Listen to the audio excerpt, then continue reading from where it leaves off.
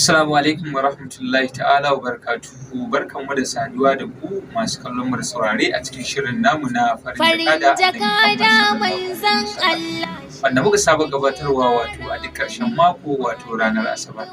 Yau ma muna tare da wato babbar sha'iran nan Sayyida Hauwa'u amanar Sayyida Fatima alaiha salatu wassalam. To Sayyida barka da shigowa wannan shirin namu mai albarka. Barka dai. To masha Allah sai da masu kallo da saurare za su ki gabatar musu da kanki sannan kuma za su ji tarihin Sayyida. Assalamu alaikum warahmatullahi ta'ala wabarakatuh. Masoyan shugaba sallallahu alaihi wasallam. Sunana Hauwa'u Dalat wadda aka fi sani da Hauwa'u amanar Sayyida. Yar Kano ce an haife ni a unguwar Fage. Sannan na yi primary school kuma na yi secondary school sannan na yi college.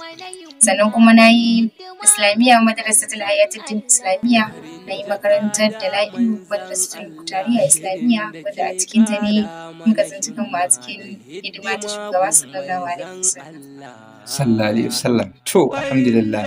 To masu kallo da saurare Sayyida za su so su ji da aka samu suna amanar Sayyida Fatima alaiha salatu wassalam.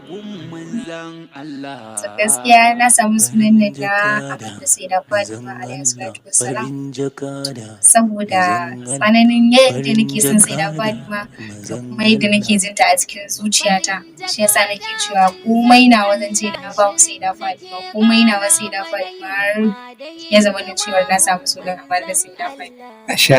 Masha Allah. To masu kallo da saurare muna tare da ku a cikin shirin namu na farin jakada Annabi Muhammad sallallahu alaihi wasallam. To sai ya daya aka tsinci kai a fagen yabon Annabi Muhammad sallallahu alaihi wasallam. To gaskiya mun fara yin shugaba sallallahu alaihi wasallam tun da kuruciya, tun muna primary school. Sannan kuma muka zo muka tsinci kanmu a cikin wannan makaranta wadda na faɗa muku makarantar Dala'ilu.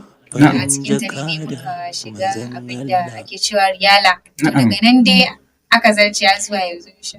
To masha Allah. To sai ya dawo wace kasida ce wacce aka fara rubutawa ta farko? Kasidar da aka fara rubutawa wadda aka bani da aka lauya min ita da Hausa.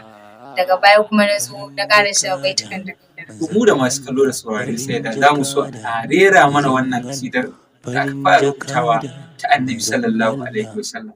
Salamu alaika annabugunka na so ne magani, kamun lamuni annabu domin kar na yi fargaba. Da sunan Allah sarki magagin manzan Allah, ka bani basira in yaban manzan Allah, ka yarda da ni Allah domin kar na yi fargaba. Sallallahu alaihi wasallam. To masha Allah da mu da masu kallo da saurare gaba daya mun nishadantu a cikin wannan kasidar kai, amma fa za a tura mun kasidar nan sai da to Allah ya ƙara kusanci da shugaba sallallahu alaihi wasallam.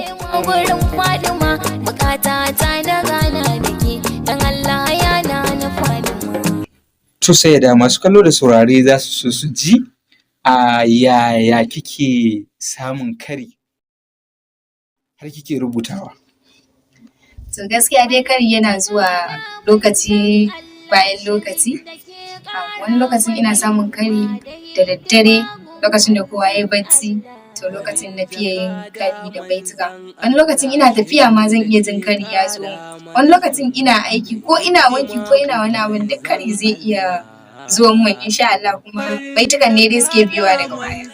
To sai da kamar dai da daddaren kenan ya fi zuwa kenan sai da ba ta bacci tana hana idan ta bacci wurin rubuta kasida.